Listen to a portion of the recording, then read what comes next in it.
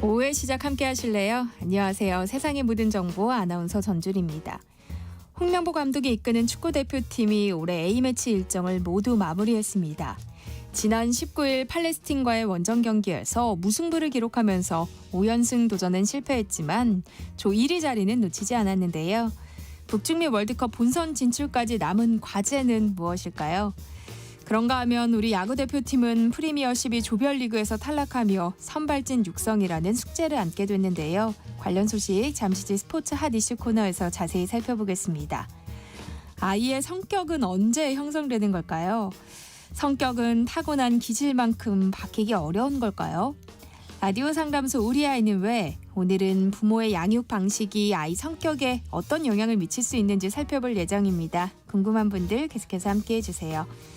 저희 방송은 KBS 일라디오 유튜브 채널을 통해서도 실시간으로 시청 참여하실 수 있습니다. 많은 관심 부탁드리면서 KBS 세상의 모든 정보 지금 시작합니다.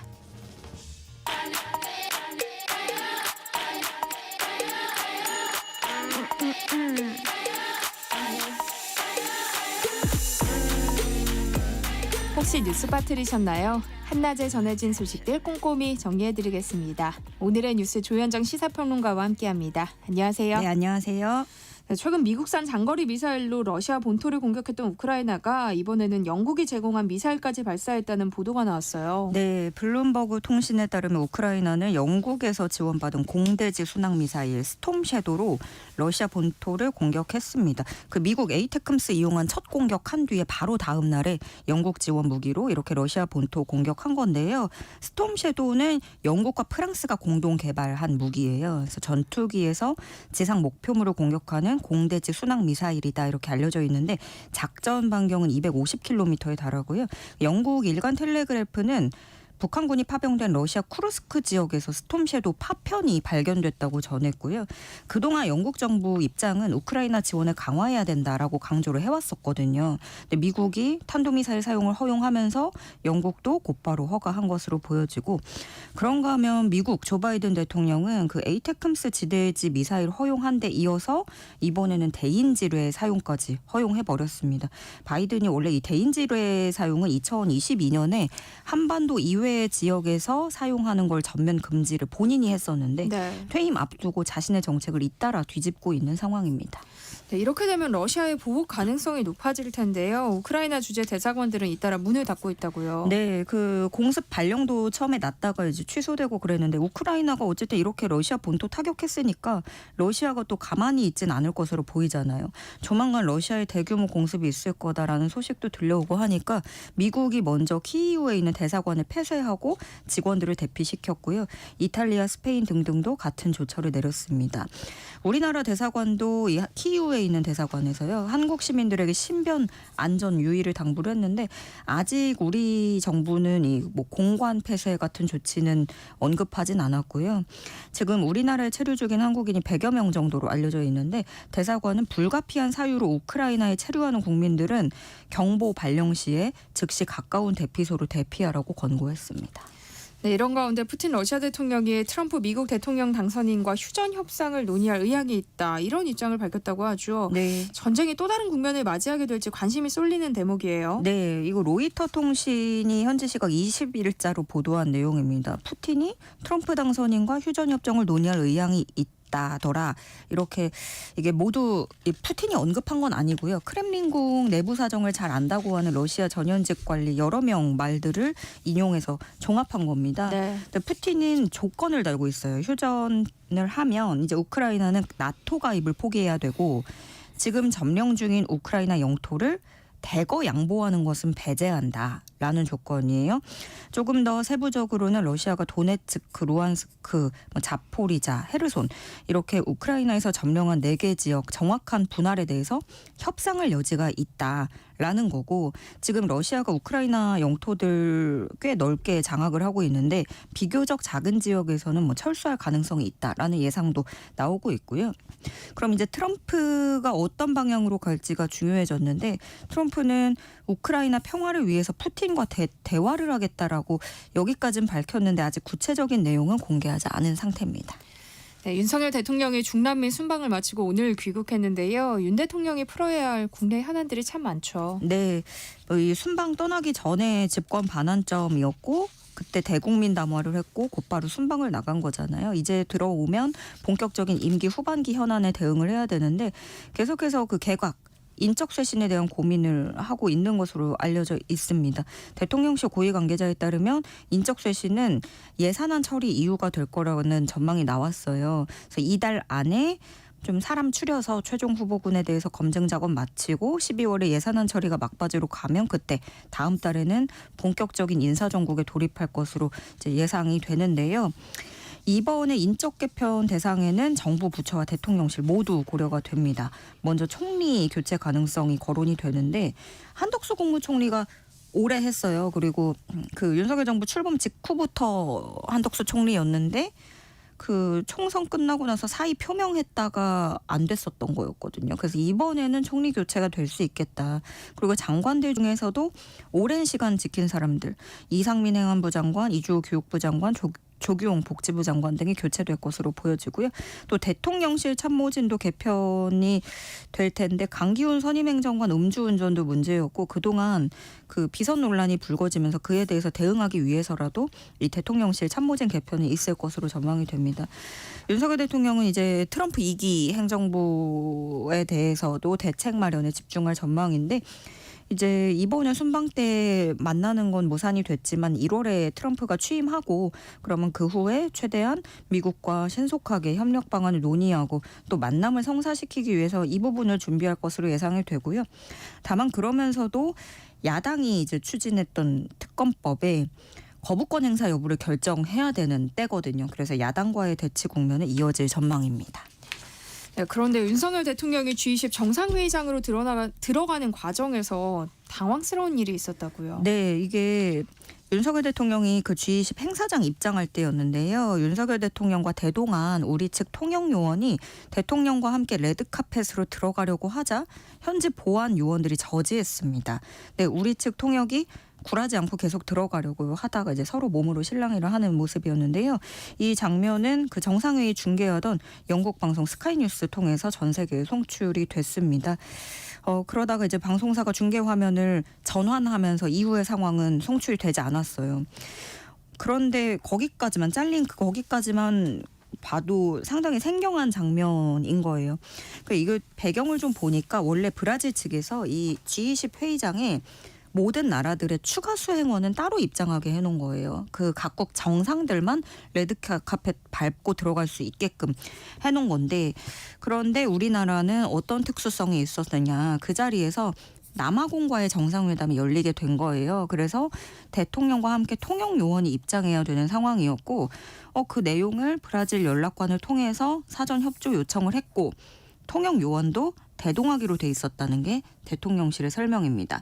그런데 이 과정에서 사실 큰 행사 준비하다 보면 어떤 착오가 있을 수는 있잖아요. 실무적인 착오가 있었나 봐요. 그래서 현장 경호원하고 이게 좀 착오가 있어서 제지하는 상황이 발생을 했고 결국에는 정상적으로 입장을 했고 브라질 연락관이 사과해 왔다. 라고 대통령실이 설명을 하고 있습니다.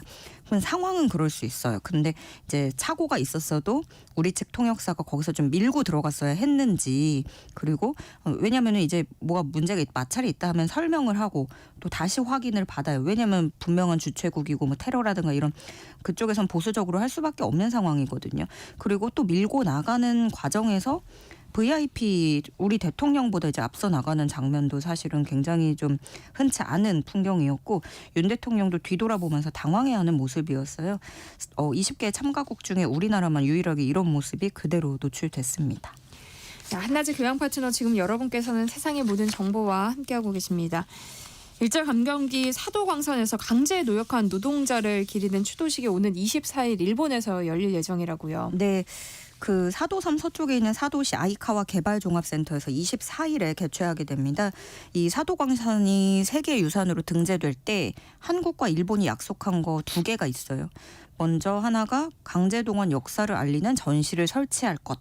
이 부분은 아직 해결되지 않았습니다. 네. 그리고 이 사도광산에서 일했던 노동자를 기리는 추도식을 열자라는 건데 이 한국에서는 강제동원 피해자 유가족과 정부 관계자가 참석을 하게 되고요. 일본 측에서는 실행위원회 관계자, 지자체 관계자, 민간단체 등등이 참석한다고 합니다. 그런데 아직 일본 중앙정부에서 누가 참석할지 알려지지 않았어요. 우리나라는 그 차관급 고위직, 정무관 이상 정도가 참여하기를 희망해 왔는데 아직도 3일 앞두고도 지금 명단이 안 나왔고 어떻게 될지 봐야 되겠고요. 일본 측 참석자를 봐야 우리도 급을 맞춰서 파견할 전망입니다. 이번 추도식은 일본이 사도강산을 유네스코 세계유산으로 등재할 당시에 약속했던 건데요. 네. 행사를 불과 나흘 앞둔 상황에서도 주요 사항에 대한 협의가 마무리되지 않았다고요. 네, 애초에 일본 시민단체가 주최한 추도식의 참석자 10여 명으로 정말 작은 규모였어요. 그래서 결과적으로 이번 첫 추도식은 인원수는 커지긴 했는데 이게 일본 정부가 주도하는 행사가 아니고 민간단체가 하는 거거든요. 또 일본 국내 정치 일정 때문에 미뤄지긴 했지만 어제까지도 공식 발표가 이거에 대해서 어떻게 한다 이런 얘기가 없었고 또 참석자 누가 될지 행사 명칭은 어떻게 할지 이것도 이견을 보인 것으로 알려졌습니다. 일본 정부는 추도식 이름에 감사라는 표현을 넣어야 된다고 주장을 한 거예요. 근데 노동자를 감사제 이런 식으로 하면 이거는 강제동원 피해자들의 사죄한다는 내용이 흐려지는 거거든요. 네. 그거를 노린 거일 수도 있고요. 그래서 여기서 좀 이견을 보이다가 결국에 공식 명칭을 사도광산 추도식으로 정했고요. 또 일본은 처음부터 추도의 대상을 조선인, 한국인뿐만이 아니라 사도광산에서 일했던 모든 노동자다 이렇게 못 받고 강조를 했어요. 여기에 대해서 우리 외교부 측에서는 한국인만을 위한 특별한 전시나 행사가 일본 국내 현실상 실현되기 어렵다는 점을 감안한 결과다 이렇게 설명하기도 했었습니다. 추도식에는 우리 측 피해자 유족들도 참석하기로 돼 있는데요. 유족 초청 비용마저 우리 측이 내는 거라고요? 네, 이 피해자 유족 이번에 11명이 참석을 할 예정이에요. 근데 항공편, 숙소, 현지에서 필요한 경비 모두 주최 측이 아닌 한국 외교부가 부담합니다. 그런데 이거 강제동원 피해자 기리는 사죄하는 자리잖아요. 근데 주최 측이 비용을 부담을 해야 되는데 그런 질문이 나오자 우리 외교부 당국자는 또 구체적인 답을 내놓지 않았고요. 근데 금액의 문제가 아니라 이거 사죄나 성의의 문제인 건데 일본 정부는 이것조차 거부한 것으로 보여집니다. 그래서 엎드려 절받기라는 추도식 비판이 나오고 있고 하나하나 따져보면 우리 정부 예상과 달리 민간 행사로 그건 격이 낮아진 거거든요. 또 광산에서 일했던 모든 노동자를 위한 행사다 해버리니까 이거 일본 억지로 하고 있는 건지 구력 외교 논란이 다시 점화되고 있고 그렇다면 이제 그럼 당장 그 당일에 추도사의 반송 수위가 어느 정도일지 이것도 궁금해지는데요. 추도식 참석 인사 또 추도사 내용에 대해서는 아직도 지금 협의 중이라고 밝힌 상태입니다. 그러면서 우리 정부는 사실 계속 좀 일본 정부 두둔하는 입장을 내놓고 있고 또 이번에도 일본의 선의에 기대하는 분위기이지만 아직까지 참석자도 모르는 상황인 거고 그래서 일본 현지에서조차도 이런 추도식은 안 된다라는 지적이 나오고 있는 것으로 알려졌습니다. 사도광산 인근 박물관에는 강제 노동이라는 표현이 명시돼 있지 않은 것으로 알려지면서 논란이 일고 있어요. 네, 이걸로 계속 얘기를 하고 있는데 아직도 제대로 해결을 해주지 않고 있어요. 그 아이카와 향토 박물관 일부 구역에 조선인 노동자에 대한 전시 시설을 마련을 했는데 강제라는 표현이 하나도 들어가 있지 않고요. 그래서 일본 내에서도 시민단체들이 강제성을 적시해야 된다라고 비판을 제기하고 있는 상황입니다. 그리고 일본 정부는 이것뿐만이 아니라 동원된 조선인 명부도 공개를 하지 않고 있고요. 그런데 심지어 전시물에 조선인들을 비하하는 표현도 들어간 것으로 파악돼서 굉장히 황당함을 안겨주고 있어요. 네. 조선인이 아니라 반도인 이렇게 해버리거나 반도인은 원래 둔하고 기능적 재능이 극히 낮다.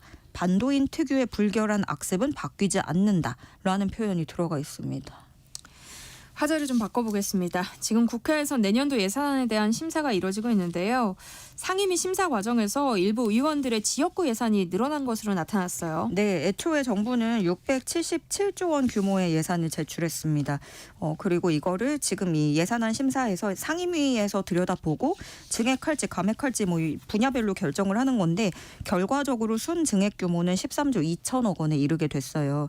특히 복지위, 행정안전위, 농해수위 등에서 2조 넘게 늘어나면서 증액이 크게 각각 그렇게 늘어난 거고요. 여기서 크게 증액됐는데 복지위 좀 보면 보건복지부의 건강보험 가입 지원 예산이 순증 규모가 제일 컸습니다. 건강보험 재정에 투입하는 돈이 1조 6천억 원가량 늘어났고요. 이 외에도 코로나 예방접종비, 식약처소관 마약류 예방 프로그램 등에서 증액됐습니다. 행안위에서는 2조 4천억 원가량 늘어났는데 지역사랑 상품권 발행 지원 예산이 새롭게 반영되면서 여기서 많이 늘어났고요. 또 농해수위 증액분 중에 상당 부분은 농가 경영비 안정 예산을 포함한 돈이 들어갔습니다. 그런데 조금 의외였던 건 야당 지도부가 원래 개식용 종식에 따른 폐업, 전업 지원 사업에 처음에는 삭감 입장을 원래 밝혔었거든요. 근데 농해수위 막상 결과를 열고 보니까 여야가 정부안 대비 400억 원 정도 증액하는데 합의한 것으로 알려졌습니다. 정부안이 540억 원 정도였는데 400억 원 늘린 거예요. 여기서 추가로. 네, 무엇보다 항상 나오는 얘기는 예산 때 의원들이 자기 지역구 챙기기용으로 예산 짜는 거. 이게 얘기가 나오는데 특히나 이런 알짜 상임위가 농해수위, 국토위, 산자위 등이 그렇거든요. 이번에 좀 보면 새만금 신공항 공사 예산, 인천 수원발 KTX 등이 보여지고요. 여야 정쟁이 이렇게나 극렬한 상황인데 올해도 지역구 관련 사업 예산은 대체로 무난하게 증액이 이루어진 것으로 보여집니다. 네, 오늘의 뉴스 조현정 시사평론가와 함께했습니다. 고맙습니다. 네, 고맙습니다. KBS 1라디오 세상의 모든 정보와 함께하고 계신 지금 시각은 12시 37분입니다. 이 시각 교통정보 알아봅니다. 이 시각 교통정보입니다. 차가 많아서 막히는 곳은 많지 않습니다. 다만 돌발 구간 주의하셔야겠습니다. 광주 대구고속도로 광주 쪽으로는 논공 휴게소 부근입니다. 1차로에서 작업 중이라 2km 구간이 꽉 막혀 있습니다. 중부 내륙고속도로 양평 쪽으로 가신다면 고령 분기점 부근의 어려움 감안하셔야겠는데요. 여기도 작업을 하고 있고요. 이 때문에 고령 1터널 부근부터 정체가 이어지고 있습니다. 반대 창원 방향 여주 분기점 부근에서 속도를 줄이고 있습니다. 경부고속도로 부산 방향 죽전 부근에서 작업 영향을 받고 있습니다. 더 가서는 남사 진리에서 안성 분기점 쪽으로 막히는데요. 여기는 차선 작업을 하고 있고요. 또 안성 분기점 부근에는 고장난 차도 있습니다. 경인고속도로 서울 방향 인천 요금소 부근에서 작업 정체 이어집니다. KBS 교통정보센터에서 이현입니다.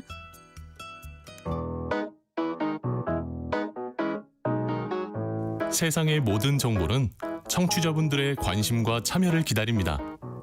방송 들으시면서 궁금한 점이 있거나 의견 공유하고 싶은 분들 계시면 문자 보내주세요. 추첨을 통해 모바일 쿠폰 보내드리겠습니다. 참여하실 번호는 샵 9730이고요. 짧은 문자 50원, 긴 문자 100원의 이용료가 부과됩니다. 콩 게시판을 통해서는 무료로 참여하실 수 있고요.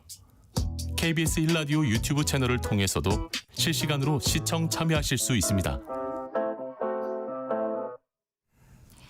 꼭 알아야 할 정보를 알기 쉽게 전달해드리는 세상의 모든 지식. 목요일엔 한 주간에 있었던 스포츠 소식 살펴보는 스포츠 핫 이슈 시간이죠.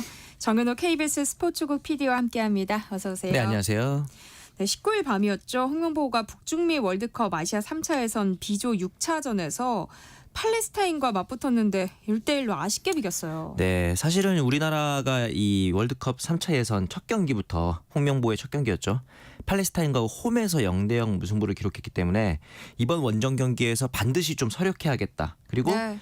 그 전까지 이 연승을 기록하고 있었기 때문에 페이스가 많이 올라온 상태였거든요. 아마 팬들의 좀 기대도 많이 큰 상태였을 텐데 1대1이라는 상당히 좀 아쉬운 결과를 또 기록하게 됐습니다.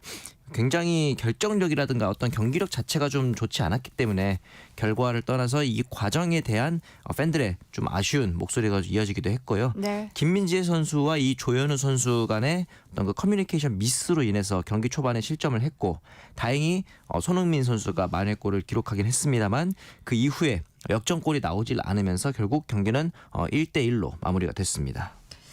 우리 대표팀이 B조 선두를 지키기는 했지만 이 무승부 여파가 꽤 클 수도 있겠어요. 맞습니다. 이라크 같은 경우는 이 오만과의 원정 경기에서 1대0으로 승리를 거두면서 이라크가 승점 11점이 됐습니다. 우리나라 같은 경우에 현재 승점을 14점 기록하고 있기 때문에 만약에 한 경기라도 패하거나 이라크가 승리하게 되면은 동률까지 올라올 수 있는 그런 상황이 되는 거거든요.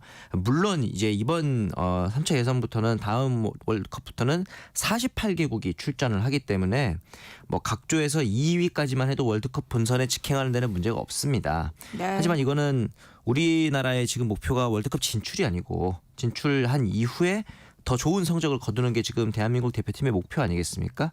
그렇다 보니까 이 예선에서 어떤 경쟁력을 보여주느냐 이런 것들이 좀 팬들의 관심이 많이 쏠리고 있는 상황인데 최근에 조금 좋은 모습을 보이는 것 같았는데 다시 한 번 더 이 팔레스타인전에서 약점들이 드러났다는 점에 있어서는 좀 아쉬운 경기였습니다. 네, 이번 팔레스타인전으로 2024 시즌 A매치는 끝이 났는데요. 네. 지금까지의 홍명보 축구 PD님은 어떻게 평가하세요? 일단은 수비가 좀 약해요. 6경기를 하는데 아시아 예선임에도 불구하고 5골을 실점했고 뭐 요르단, 쿠웨이트 그리고 네. 이제 이라크 같은 팀들에게도 멀티골을 허용한 이라크 같은 경우는 멀티골을 허용한 적도 있었고 이번 경기에서도 결국은 이 골키퍼 조현우 선수와 김민재 선수 간의 어떤 그 호흡이 맞지 않으면서 좀 어처구니 없는 실점 상황이 나왔거든요. 네. 자, 그런데 문제는 이렇게 실수 한 번으로 그냥 끝났으면은 뭐 그럴 수 있지라고 생각을 할 텐데 그 이후로도 경기 내내 조금 이 위기의 상황들이 없지 않았다는 게 문제라고 봅니다. 저는 왜 그러냐면은 기본적으로 이 현대 축구에서는 중원 싸움, 중앙 미드필더들의 이 허리 역할이 굉장히 중요하다라는 네. 게 이제 정론인데 과거 이 벤투 감독이 이끌 때 카타르 월드컵 때 우리나라 대표팀을 보면은 이 이재성, 황인범 그리고 당시에 수비형 미드필더였던 정우영 선수의 역할이 굉장히 잘 세분화되어 있었습니다. 네. 기본적으로 이재성 선수가 굉장히 좀 다양한 롤을 수행하고 황인범 선수가 공격적인 역할 그리고 정우영 선수가 수비적인 역할을 했다 그러면은 그 이후에 클린스만 감독이 온 다음부터는 미드필더의 숫자 한 명 줄어듭니다. 그런데 문제는 이 정우영 선수가 은퇴한 이후에 혹은 이제 나이가 들면서 이 수비 소위 말해 포백을 보호하고 볼 배급을 연결하는 수비형 미드필더 포지션에서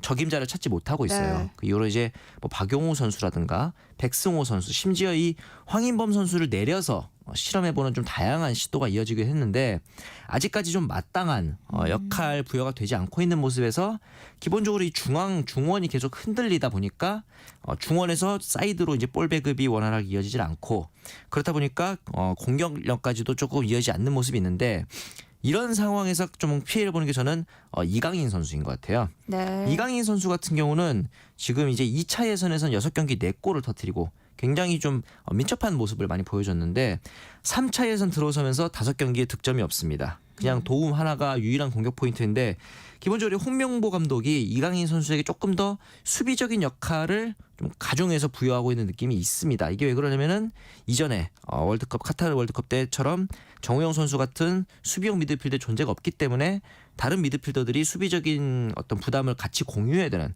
그런 상황이 되거든요. 네. 그렇다 보니까 이 이강인 선수가 집중 견제에다가 수비적인 역할까지 더해지는 상황이라서 사실 지난 팔레스타인 때도 득점이 필요한 상황에서 이강인 선수가 교체 아웃되는 좀 굉장히 보기 드문 상황이 연출되기도 했었거든요.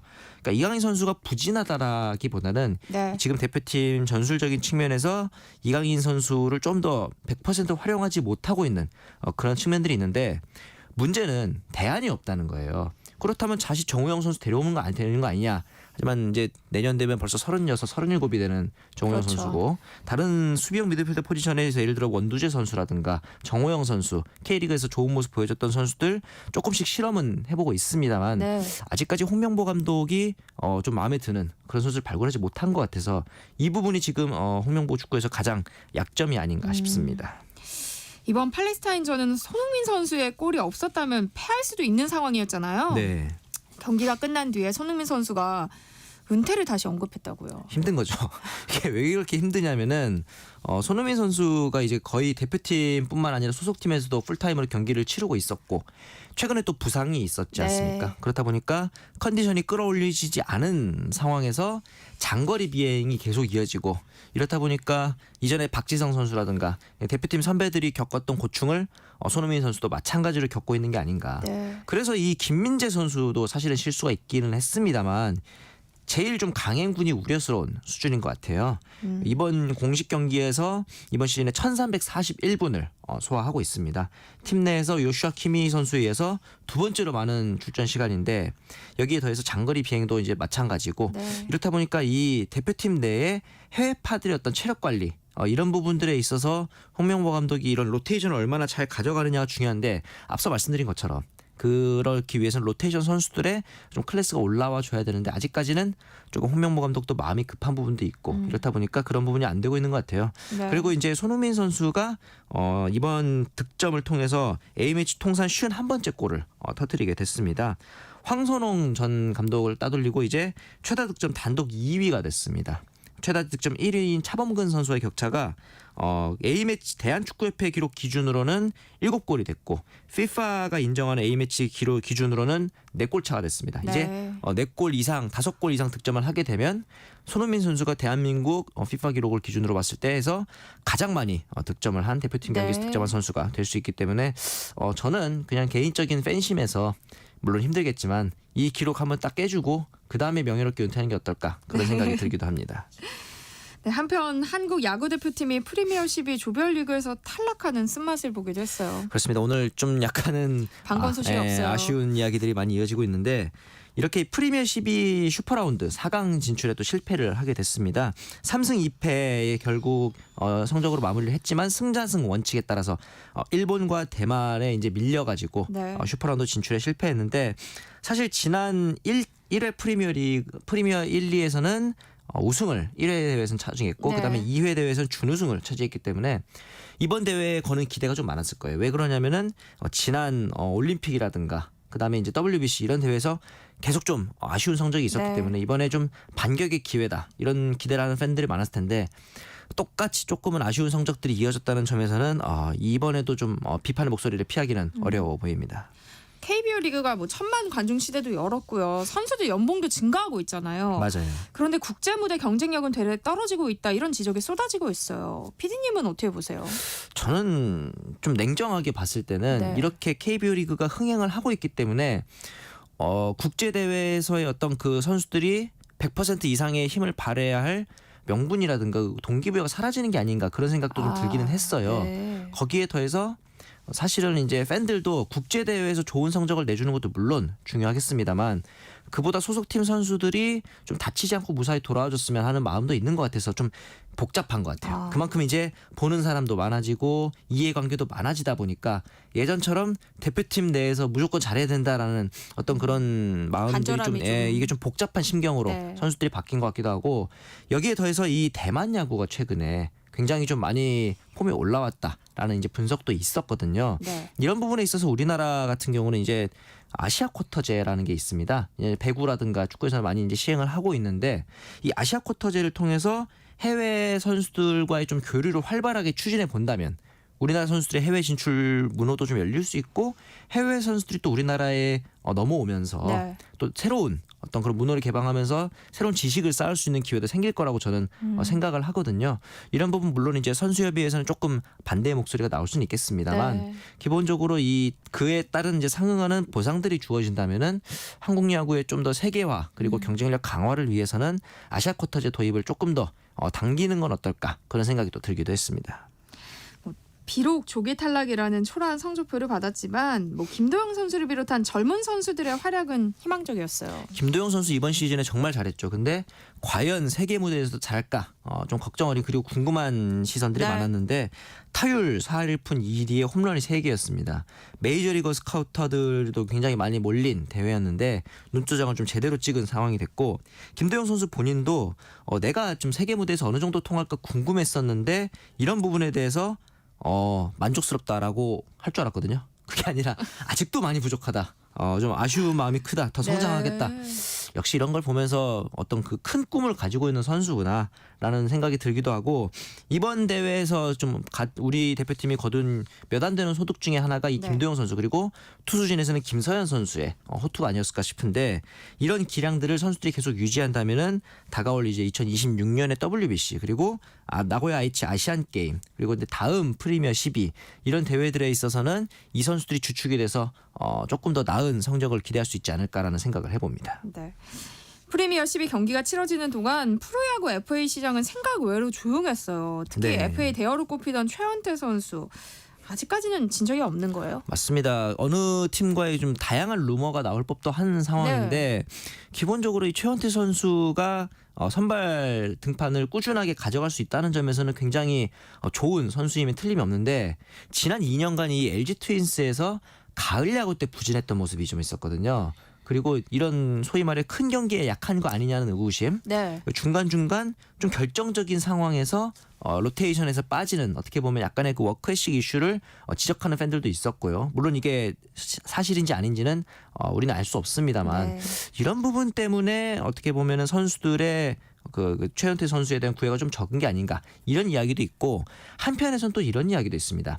12월 2일에 이 상무 선수들의 입대가 있습니다. 근데 만약에 이 상무 선수들의 입대가 있고 난 다음에 최현태 선수가 계약을 하게 되면은 상무에 가는 선수들은 구단이 보호 선수 명단에서 포함하지 않아도 됩니다.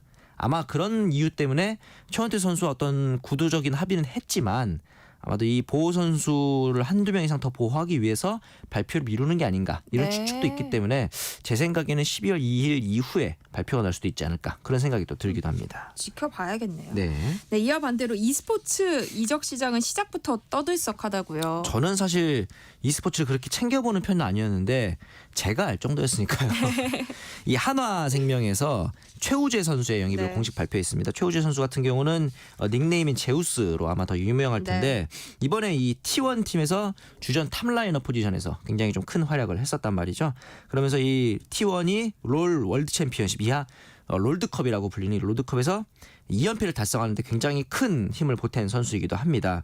그러면서 지금 이 한화생명 팀에서는 거의 몇십억 원에 달하는 굉장히 거액의 연봉으로 이 최우재 선수를 영입하는 데 성공을 했거든요. 네. 그러면서 다시 한번 좀 정상에 도전하겠다 이런 의지를 가져갔고 최우재 선수가 빠진 제우스가 빠진 T1 입장에서는 이 도란이라는 닉네임을 가지고 있는 최현준 선수를 또 영입을 하면서 이 자리를 메꾸게 됐습니다.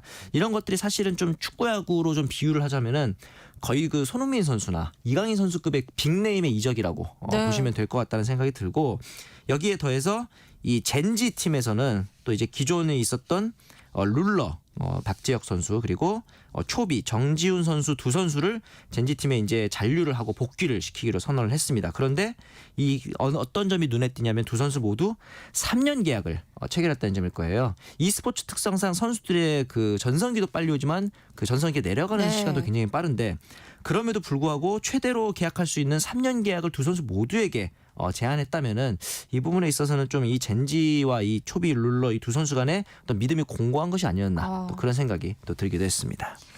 네, 또 프로농구 이야기 해볼게요. 1라운드가 종료된 프로농구는 이번 시즌 도입된 하드코어를 두고 논란이 계속되고 있어요. 이 하드콜이라는 게 뭐냐면 쉽게 네. 말씀드려서 좀 반칙 선언에 있어서 관대하겠다. 조금 거친 몸싸움이 있더라도 용인하겠다. 이런 이제 취지의 하드콜 도입이었습니다. 네. 그런데 당연스럽게도 과연 이 어느 정도까지 거친 게 용납되느냐를 가지고 선수들도 굉장히 좀 불만이 많고 네. 감독이나 코치진에서도 일관성이 없다라는 좀 비판이 이어지고 있는 상황이었거든요.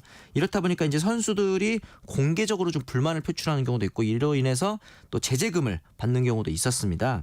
올 시즌 하드콜 도입 이후에 이제 경기당 오심 건수가 지난 시즌에는 평균 5.94건이었는데 이번 네. 시즌 7.98건으로 거의 2건 가까이 증가를 한 늘었네요. 상황이기도 하고 특히나 이 농구에서 가장 중요한 상황인 슈팅 동작에서의 접촉이나 핸드 체킹 손으로 상대의 몸을 건드리는 이 핸드 체킹 건에 대해서 어떨 때는 불고 어떨 때는 불지 않는다. 이런 것들이 이제 그 어떤 팬들과 구단의 좀 불만인 것 같아요. 네. 그러다 보니까 이제 김효범 감독, 서울 삼성 감독에 따르면은 농구가 아니라 지금 씨름을 하고 있는 것 같다. 이 정도로 굉장히 좀 강성의 이야기들도 많이 나오고 있는 상황이거든요.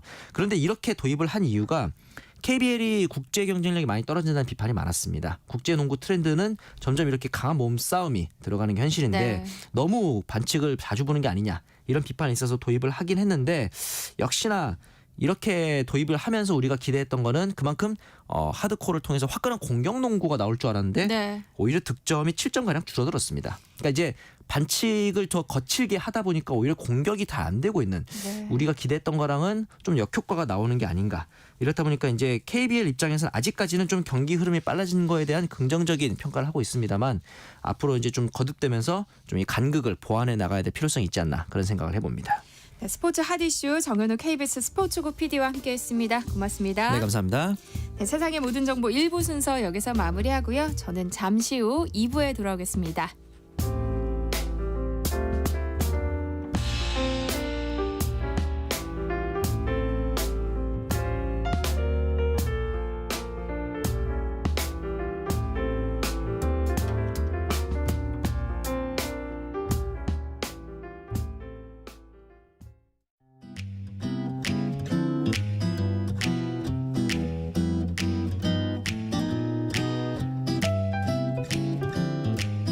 안녕하세요.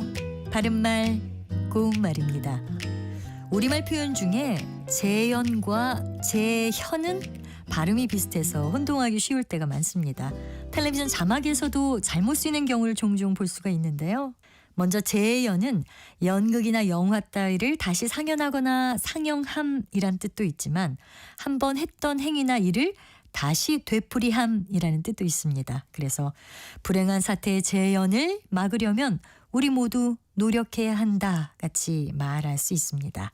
반면에 재현은 여기서 현은 나타날 현자를 써서 다시 나타남 또는 다시 나타냄을 뜻합니다. 예를 들어 100여 년 전에 농촌을 재현한 마을에 관광객이 줄을 지었다 또는 이 오디오 시스템은 음질이 아주 좋아서 연주회의 연주를 생생하게 재현한다 이렇게 말할 수 있겠죠. 또 혼동되는 것 중에 하나가 뇌에 혈액이 공급이 되지 않아서 손발이 마비된다든지 언어장애를 겪게 되고 호흡곤란 같은 증상이 나타나는 무서운 병, 이 병을 가리켜 말할 때 뇌졸증과 뇌졸중이란 표현을 모두 들을 수가 있는데요. 이 중에 맞는 것은 마지막 음절에 가운데 중자를 쓰는 뇌졸중입니다. 아마도 현기증, 염증과 같은 단어에서 병의 증상이나 병의 뜻을 더해주는 증이란 전미사를 연상해서 뇌졸증으로 생각하는 것 같은데요. 뇌졸중은 뇌가 혈액순환 장애로 비정상적인 상태에 있다는 뜻이기 때문에 가운데 중자를 쓰는 것이 맞습니다. 바른말 고운말 아나운서 변희영이었습니다.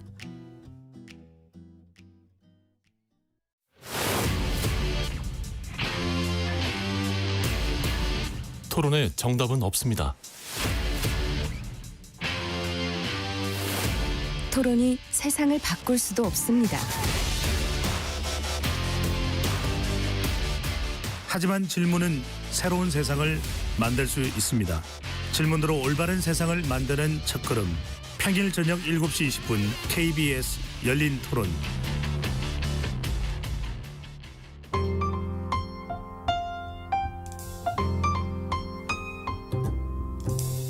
어떤 하루 보내고 계신가요? 눈코 뜰 새 없이 바쁘게 지나가는 한 주. 월요일부터 금요일, 매일 밤 10시부터 12시까지는 오롯이 당신만을 위한 시간입니다. 당신을 위한 지식 쉼터. 오늘 밤 일라디오.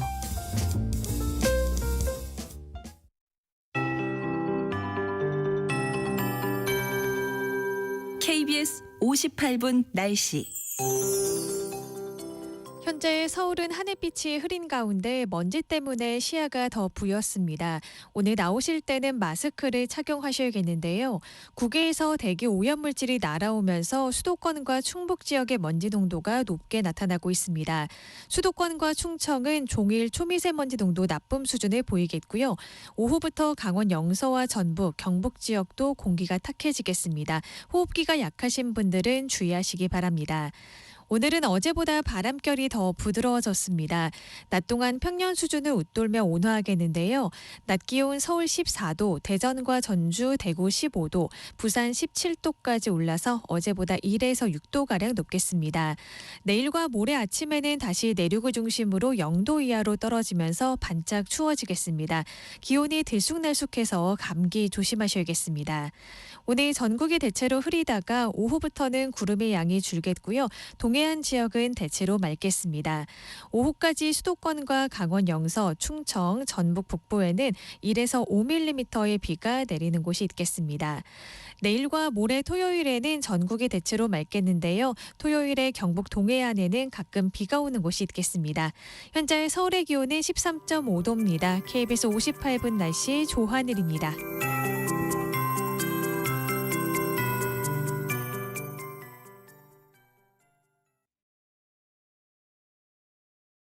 정성을 다하는 국민의 방송 KBS가 한시를 알려드립니다. AM 711kHz, FM 97.3MHz, KBS 1라디오입니다. HLKA.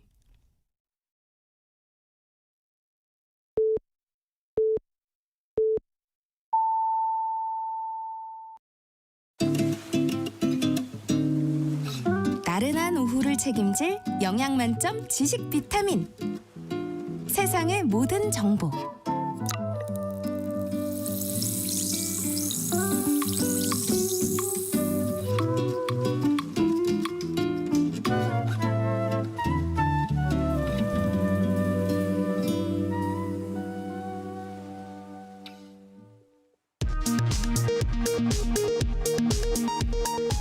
이 시각 라디오 정보센터 뉴스입니다.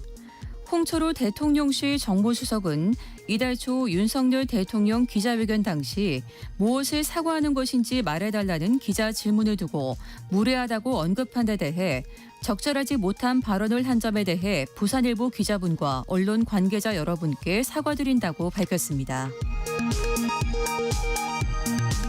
국민의힘 한동훈 대표는 당원 게시판 논란에 대해 당에서 법적 조치를 예고한 바 있기 때문에 위법이 있다면 철저히 수사하고 진실이 드러날 것이라고 밝혔습니다. 더불어민주당 윤건영 의원은 문재인 전 대통령의 부인 김정숙 여사가 어제 전 사위의 취업과 관련해 검찰 소환장을 받았다면서 이는 전형적인 망신주기이고 정치 탄압이라고 주장했습니다. 법원이 다음 주 월요일 예정된 이재명 더불어민주당 대표의 위증교사 의혹 1심 선고의 촬영과 생중계를 허용하지 않는다고 밝혔습니다. 지금까지 라디오 정보센터 뉴스 정한나였습니다.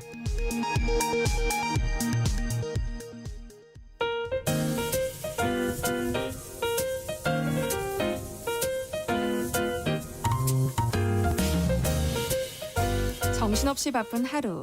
지금 우리 주변에서 벌어지고 있는 사건, 사고 소식들 한숨 돌리며 살펴보시죠. 하프타임 뉴스 임선우 뉴스캐스터와 함께합니다. 안녕하세요. 안녕하세요.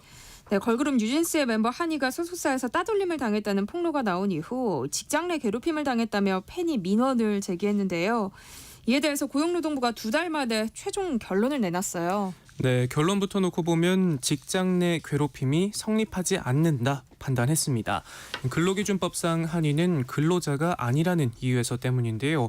전속계약서 등을 살펴본 결과 근로자가 아니라 사측과 대등한 계약 당사자라서 직장 내 괴롭힘이 성립하지 않는다는 겁니다. 네. 또 한이가 활동에 대해 자유롭게 의사를 낼 수 있었고 취업규칙 등 회사 규범을 적용받지 않는 점도 지적됐는데요. 지급받은 소득에 대해선 근로대가라기보단 수익 배분 성격이라며 근로소득세가 아닌 사업소득세를 낸 점을 근거로 들었습니다. 뉴진스는 지난 9월 유튜브를 통해서 사내 따돌림 의혹을 제기했죠. 이 방송을 본 팬들은 직장 내 괴롭힘이 아니냐며 고용노동부에 조사를 요구했고 논란은 국정감사장까지 이어졌는데요. 하지만 앞에 설명드린 이유를 근거로 이 진정을 검토한 고용부 관할 지청이 2달여 만에 사건을 그대로 종결했습니다. 다만 전속 계약을 맺었다고 해도 이 회사와 실제 대등한 관계가 되기까지는 상당한 시간이 걸리는 만큼 근로자성을 더 폭넓게 인정해야 한다라는 지적도 함께 나오고 있습니다. 그런데 일반 직장인을 대상으로 한 직장 내 괴롭힘 사건도 빠르게 늘어나고 있다면서요. 네, 지난해 접수된 직장 내 괴롭힘 신고 건수는 10,000건을 넘어선 것으로 조사됐는데요. 1년 전보다 10% 넘게 늘었고요. 올해 8월까지 신고 건수도 벌써 8,000건에 육박하면서 지난해 신고 건수를 뛰어넘을 것으로 예상되고 있습니다. 이렇게나 많은 직장인들이 괴롭힘에 시달리고 있지만 처벌은 제대로 이루어지지 않고 있는 게 현실인데요. 네. 지난해 만여 건의 신고 중 과태료 처분은 187건, 검찰 송치는 153건에 불과했습니다. 또 검찰에 송치됐다 하더라도 이 실제 처벌이 가능한 기소까지 이어진 경우는 단 57건에 그쳤습니다. 직장 내 괴롭힘 처벌이 제대로 이루어지지 않고 있는 이유로는 피해 정도가 주관적 판단에 의해서 결정되기 때문이라고 하는데요. 피해자가 극심한 고통을 호소하더라도 조사관이 피해 정도를 판단하게 돼 있어 인정받지 못할 수도 있다는 겁니다. 더욱이 직장 내 괴롭힘 금지법에서 사용자는 직장 내 괴롭힘 발생 사실을 신고한 근로자 및 피해 근로자 등에게 해고나 그 밖에 불리한 처리를 해서는 안 된다라는 조항에만 형사처벌 규정이 있다는 점도 솜방망이 처벌의 이유로 꼽히고 있습니다. 이 때문에 직장 내 괴롭힘에 시달린 일부 직장인들은 돌이킬 수 없는 선택을 하거나 이를 고민하는 경우도 많다고 하는데요. 실제로 최근 1년 동안 직장 내 괴롭힘을 당했다 답한 비율은 10명 중 3명에 달하고 이들 중 15%가 극단적 선택을 고민했다고 합니다. 네. 이 데이터상으로도 매년 증가세를 나타내고 있긴 하지만 이 실제 현장에서는 이런 직장 내 괴롭힘이 더 많이 벌어지고 있을 것으로 보이는데요. 앞서 살펴본 뉴진스의 한이 케이스처럼 일부 직종은 근로자로 인정받지 못하거나 5인 미만 사업장에서 근무할 경우 대상자에서 제외되기 때문입니다. 직장 내 괴롭힘 금지법이 시행된 지 벌써 5년이나 지났는데 근로자가 아니라 직장 내 괴롭힘에 해당하지 않는다. 아직까지도 현실을 제대로 반영하지 못하고 있는 것 같아 참 안타깝습니다. 다음 뉴스 살펴볼까요? 교육청 학교폭력 심의 담당자들이 업무 과중에 시달리면서 스트레스가 극심하다고요. 네, 학폭 사건에 대한 민감도가 높아지고 특히 예민한 입시 문제와 얽히면서 사건 심의 절차 진행이라는 본 업무 외에도 각종 민원에 시달리고 있다고 합니다. 과다 신고와 민원 제기, 소송 비화 등으로 심각한 업무 고충을 겪고 있다고 하는데요. 최근 3년간 업무 실태를 분석해 보니 학폭 심의와 관련한 공식적 민원 및 소송 제기만 총 150건이 넘어갔고요. 이로 인해 업무 담당자들이 정신과 치료를 받는 것은 물론이고 휴직이나 심지어 사직하는 사례까지 나왔다고 합니다. 네. 학폭 신고가 접수된 이후 학교에서 자체적으로 해결이 어려울 경우에 각 교육지원청에 심의 요청을 하도록 돼 있고요. 이후 교육지원청이 사건을 접수해 학교폭력심의위원회를 개최하고 조치를 결정한다고 합니다. 학폭 사안 처리에 교육청과 교육지원청이 주된 역할을 하는 셈이죠. 특히 올해부터는 사건 조사 업무도 개별 학교에서 교육지원청으로 이관됐다고 합니다. 학폭심의 담당자들은 업무 수행에 어려움을 주는 요인으로 언론 보도와 법적 소송으로 인한 분쟁, 국민신문고 및 정보공개 과다 청구 등을 꼽았는데요. 유형은 달라도 사건 관계자들이 제기하는 악성 민원에서 비롯하는 경우가 많다고 하고요. 원하는 심의 결과가 나오지 않았다며 상급기관에 감사 요청을 넣는 사례도 있고 심지어 살해 협박을 받는 경우도 있다고 합니다. 네. 여기에 중복 신고 문제도 심각한데 현장에선 학폭 처리를 두고 징벌주의 인식이 강화되면서 중복 신고가 늘었다고 입을 모으고 있습니다. 이 심의 결과가 어떻게 나오든 일단 솜방망이 처벌이란 반발이 나오는 상황이라고 하는데요. 이렇다 보니 학폭 심의가 법정 기한을 넘기는 일도 흔하고요. 학폭 업무 담당자들의 정신 건강에도 악영향을 미치고 있다고 합니다.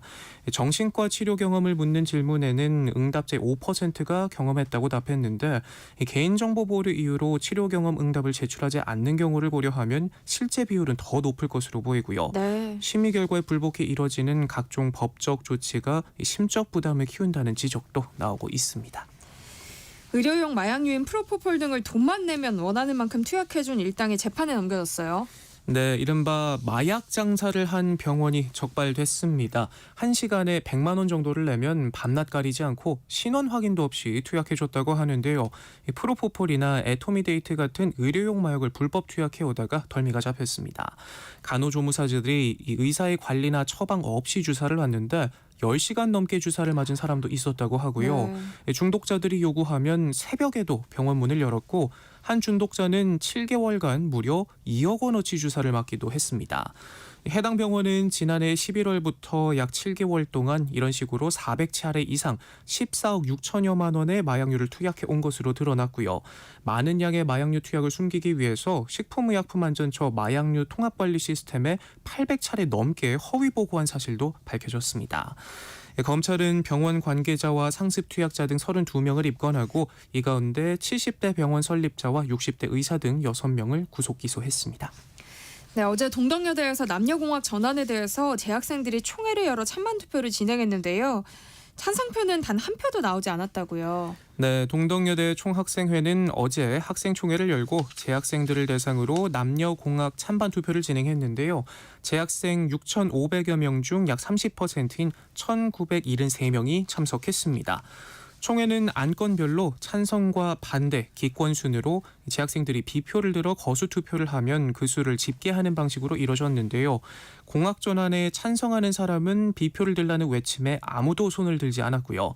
반대에 대한 투표가 이뤄지자 우르르 비표를 드는 모습이 포착됐습니다.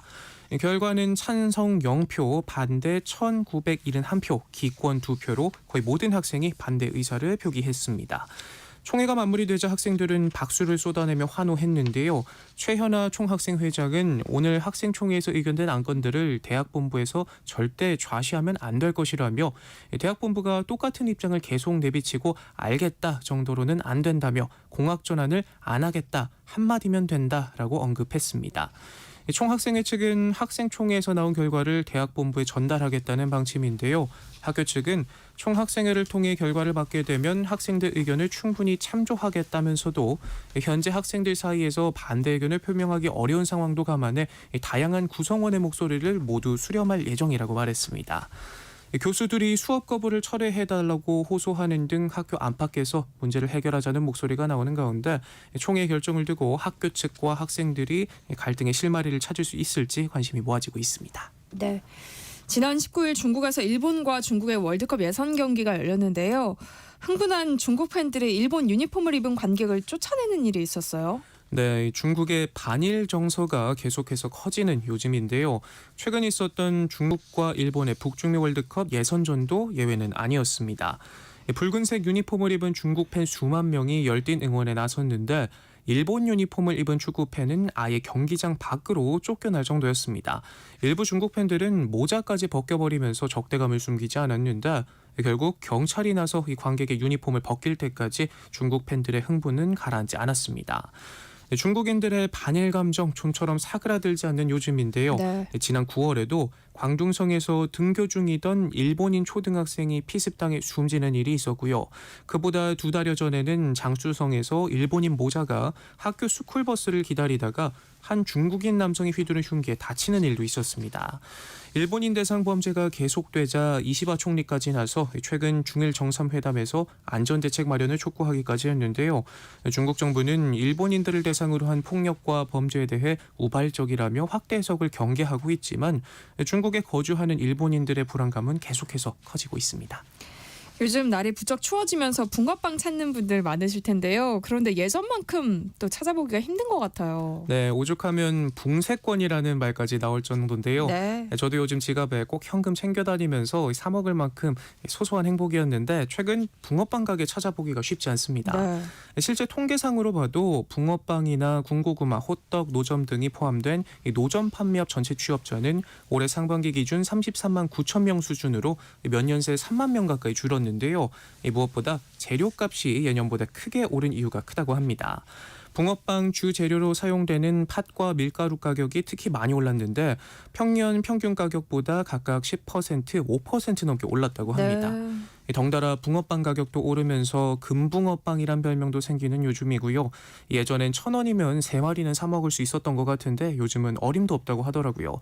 강남 같은 곳에선 한 마리에 1,500원 하는 곳도 있다고 합니다. 하지만 부담스러운 가격에도 인기는 여전한데요. 곳곳에 숨어있는 붕어빵 가게 위치를 알려주는 애플리케이션도 등장했고 당근 같은 지역 온라인 커뮤니티나 SNS에서도 끊임없이 붕어빵 노점 위치와 영업시간에 붙는 질문들이 올라옵니다. 여전한 인기에 업계도 다양한 길거리 간식 출시에 힘을 쏟고 있는데요.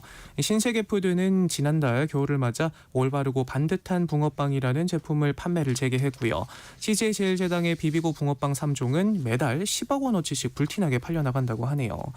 카페 등 외식업계도 새로운 붕세권으로 떠오르고 있는데 그래도 붕어빵 하면 추운 겨울날 오들오들 떨면서 기다리다 받는 간 만든 따끈한 노점 붕어빵이 최고인 것 같아요. 네. 냉랭한 고물가 바람에 붕어빵도 전부 다 가게로 들어가 버리는 모습이 조금은 안타깝네요. 자, 마지막 소식 살펴볼까요? 밤식빵을 만들어 달라며 가게를 찾은 80대 어르신의 사연이 온라인에서 화제라고요. 네, 최근 온라인 커뮤니티에 올라온 한 글이 주목을 받고 있는데요. 밤식빵 좀 만들어 달라고 부탁하셨던 어르신이라는 제목의 글입니다. 작성자는 가게를 오픈한 지 얼마 안 됐을 때 80대로 보이는 어르신이 매일 가게 앞을 지나는 걸 봤다면서 처음에는 몰랐는데 거의 매일 지나다니셔서 눈여겨봤더니 매장에는 들어오지 않고 빵이 나왔는지를 살피는 눈치였다고 합니다. 그렇게 열흘이 지나고 나서야 매장에 들어왔는데 어르신은 부탁 좀 하겠다. 아내가 아파서 식사를 못하는데 밤식빵을 그렇게 좋아해서 그거라도 먹이고 싶은데 파는 곳이 없다며 혹시 밤식빵 좀 만들어줄 수 있느냐 물었다고 합니다. 초보 사장님은 사연을 듣고 눈가가 촉촉해졌다며 밤식빵은 판매하지 않지만 한번 맛있게 만들어 보겠다 약속드리고 연습에 들어갔다고 하는데요. 그렇게 이틀이 지나 다시 찾은 어르신은 밤식빵을 사갔다고 하는데 그냥 드리고 싶은 마음이 컸지만 어르신은 값을 치르고 가셨다고 하네요. 그렇게 일주일이 지나고 가게를 다시 찾은 어르신은 고맙다고 아내가 잘 먹고 갔다라고 말하셨는데 글쓴이는 그렇게 아내분이 하늘나라로 가신 거였다며 눈물이 쏟아졌다. 암투병으로 돌아가신 엄마 생각이 나면서 마음이 아팠던 날이었다라고 당시를 회상했습니다. 그러면서 앞으로 장사할 때 잊지 않고 초심을 지키려 한다 글을 마무리 지었는데요. 사연을 접한 누리꾼들은 그냥 지나칠 수 있는 부탁인데 사장님 마음이 참 따뜻하다. 열흘간 가게 앞을 서성거리셨을 할아버지를 생각하니 눈물이 앞을 가린다. 사장님 복 받으실 거다 같은 반응들을 보였습니다. 네. 하프타임 뉴스 임선우 뉴스캐스터와 함께했습니다. 고맙습니다. 고맙습니다. 내일 점심 메뉴 추천. 귀로 듣는 푸짐한 지식 한 상 어떠세요? 세상의 모든 정보. 아나운서 전주리입니다. 오늘도 참으리는 새기며 육아서를 뒤적이고 계실 이 시대의 엄마 아빠를 위한 시간입니다. 라디오 상담소 우리 아이는 왜 소아청소년 정신건강의학과 박소영 전문의와 함께합니다. 어서 오세요. 네, 안녕하세요. 박소영입니다. 오늘은 아이들 성격 형성에 대한 이야기를 해주신다고요. 네, 지난 시간에 저희가 타고난 기질에 대해서 얘기를 했었는데 이제 기질이 평생 가는 건 아니죠. 그래서 타고난 기질을 바탕으로 아이들이 살아가면서 다양한 경험이 쌓이고 그 경험을 토대로 자신만의 생활 방식이나 사고 방식 이런 것들이 이제 만들어지는데 어느 정도 고정된 한 사람의 행동 양식을 우리가 성격이라고 합니다. 그래서 그 성격이 보통은 우리가 성인기 초기 성년기에 완성이 된다고 얘기를 하거든요. 이제 어떤 것들이 이 성격에 영향을 주는지 오늘 알아보려고 합니다. 타고난 기질은 우리가 어떻게 바꿀 수 없지만 네. 성격은 또 우리가 바꿀 수 있는 영역인 거잖아요. 네, 네. 그래서 관심이 더 가는데요. 이 성격 형성에 영향을 미치는 요인들 뭐가 있어요? 이제 똑같은 기질을 타고나도 아이들이 자라면서 경험한 환경이나 이제 본인이 겪는 다양한 환경에 의해서 바뀌지만은 결국 1차적으로는 가정과 육아 환경 그리고 생애 초기에 경험하는 대인관계의 경험이 가장 기본이 되겠죠. 그래서 결국 그런 것들이 부모님들의 양육 태도, 육아 방식 이런 것들이 우리 아이들의 성격 형성의 가장 기본 골조를 만들게 됩니다. 물론 이러한 1차 가족 구조 안에서 경험을 하고 2차적으로는 사회에 나갔을 때 학교에 갔을 때 또래 관계 그리고 더 큰 사회 집단 그리고 나아가서는 그 아이의 문화 이런 것들이 성격 형성에 영향을 주겠지만 가장 초기에 영향을 주는 것은 결국 우리 가족과 부모님이겠죠. 네. 오늘 라디오 상담소 우리 아이는 왜에서는 우리 아이 성격에 가장 큰 영향을 미치는 부모의 육아 방식에 대한 이야기 이어가 봅니다. 방송 들으면서 궁금한 점 있으시면 문자로 많이 참여해 주세요. 박세영 선생님이 도움드리겠습니다. 참여하실 번호는 샵 9730번이고요. 짧은 문자 50원, 긴 문자는 100원의 정보 이용료 있습니다. 콩 게시판 KBS 일라디오 유튜브 채널을 통해서는 무료로 참여하실 수 있으니까요. 많은 참여 부탁드립니다. 이 육아 방식이라는 거는 정말 집집마다 다르잖아요. 네. 그러니까 아이들 성격 형성에 영향을 끼치는 부모의 양육 태도 어떤 방식으로 분석해 볼 수 있을까요? 네, 말씀하신 대로 이 육아 방식은 사실 집집마다도 다르고 상황에 따라서도 조금씩 바뀌기 때문에 간단하게 말하기는 쉽진 않아요. 네. 그렇지만 오늘은 크게 두 가지 축으로 나눠가지고 설명을 해보려고 하는데요. 한 가지 영역은 우리 아이에게 애정과 사랑을 얼마나 주는지, 우리 아이를 수용을 얼마나 해주는지에 관한 정서적인 측면이고요. 네. 또 다른 한 축은 이제 부모님의 가장 또 중요한 역할 중에 하나인 이제 지시하고 통제하고 좀 가이드를 주는 어떤 훈육적인 태도. 이 두 가지 축으로 얘기를 할 수가 있을 것 같습니다. 그래서 이 두 가지 축에서 사랑과 애정이 얼마나 많으냐, 그리고 얼마나 좀 적으냐, 그리고 지시와 통제는 얼마나 많이 하느냐, 적게 하느냐, 이 높고 낮음에 따라서 크게 네 가지 영역으로 나눌 수가 있겠죠. 네. 근데 이제 가장 양 끝에 있는 거는 지시와 통제는 많이 하고 사랑과 애정 표현은 별로 안 하는 권위적인 부모 유형이 있을 거고, 또 네. 반대축으로는 사랑과 애정 굉장히 많이 주고 지시와 통제는 상대적으로 최소한만 하는 이제 허용형 이 양육 태도가 있겠습니다. 아나운서님은 좀 어느 쪽인지 한번 생각을 해보시면 좋을 것 같아요. 저 지금 안 그래도 읽어보고 있었어요. 근데 이거 너무 때에 따라서 달라가지고 그렇죠. 맞습니다. 이거를 딱 어느 축이다라고 말하는 거는 진짜 어려운 것 같아요. 네네. 근데 우리가 자랄 때 워낙 통제 속에서 자라다 보니까 최대한 허용해주고 지켜봐주고 뭐 이런 부모님들이 예전보다 요즘에는 많은 것 같아요. 맞습니다. 그래서 우리 부모님들께서 우리 아이가 하나의 개체다, 부모의 소유물이 아니다, 이런 생각도 많이 하시고, 우리 아이의 자율성을 존중해주고 싶다, 우리 아이의 감정을 존중해주고 싶다, 이런 생각을 많이 하시다 보니까 네. 수용해주고 애정해주고 이런 것들은 이제 굉장히 이제 많이 해주시는데, 네. 상대적으로 이 지시나 통제가 굉장히 적은 그런 경우들이 그렇죠. 있습니다. 근데 사실은 앞서 말했듯이 지시와 통제, 가이드를 주는 것, 훈육을 하는 것도 부모의 가장 중요한 역할 중에 하나거든요. 근데 이게 너무 극도로 적다면, 네. 최소한으로만 한다면 사실 이게 너무나 지나친 허용형 양육 태도가 될 수가 있겠죠. 그래서 이런 너무 많은 허용, 그리고 무엇이든 원할 때 항상 가질 수 있고, 또 언제나 자기가 원하기 전부터도 항상 모든 게 준비가 되어 있는 아이는 사실은 자기 욕구의 한계를 잘 알기가 어렵고, 또 자기 조절력도 떨어질 수밖에 없겠죠.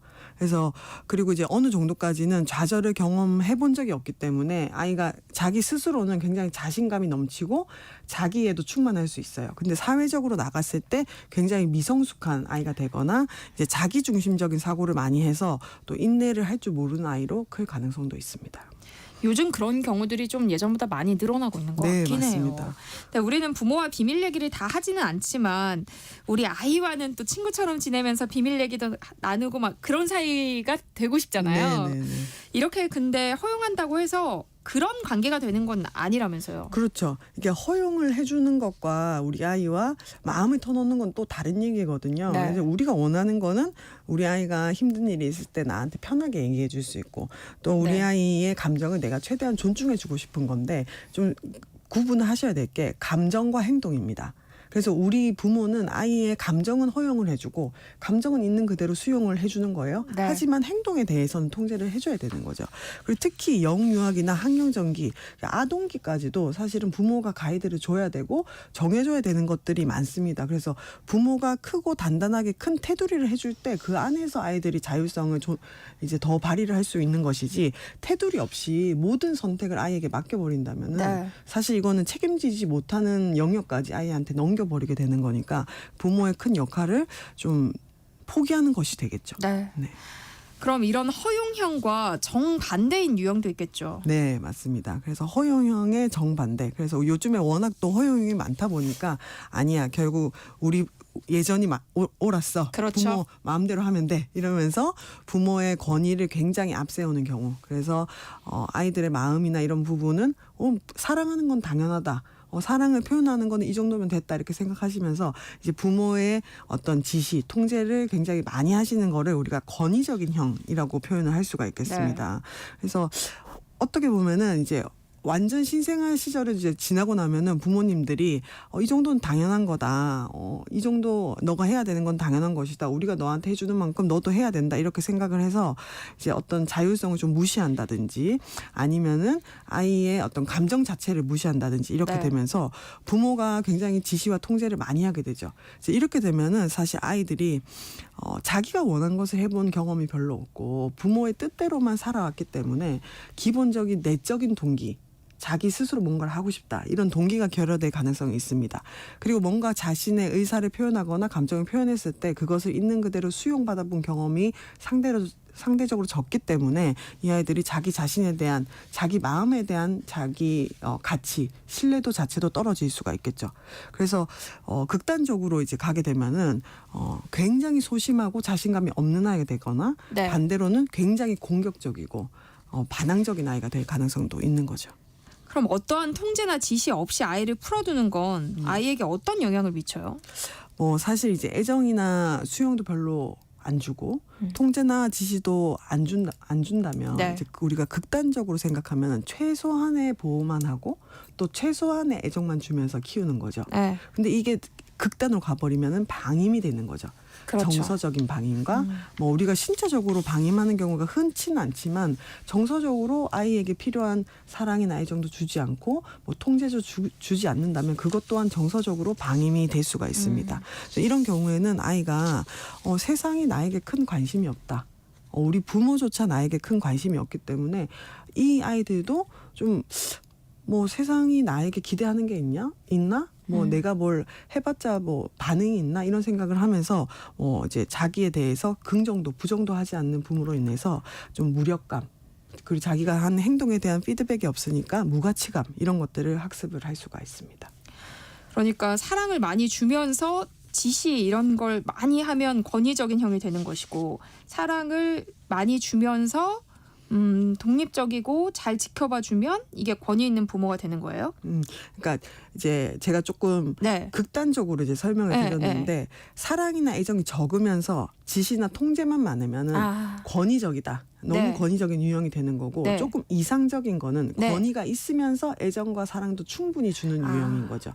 그래서 권위적인 것과 권위가 있는 부모는 다른 거군요. 네네, 다른 거죠. 네. 그래서 우리가 좀 이상적이라고 할 수 있는 그 부모의 태도는 좀 민주적이면서 좀 아이하고 협조적인 부모 자녀 관계를 얘기합니다.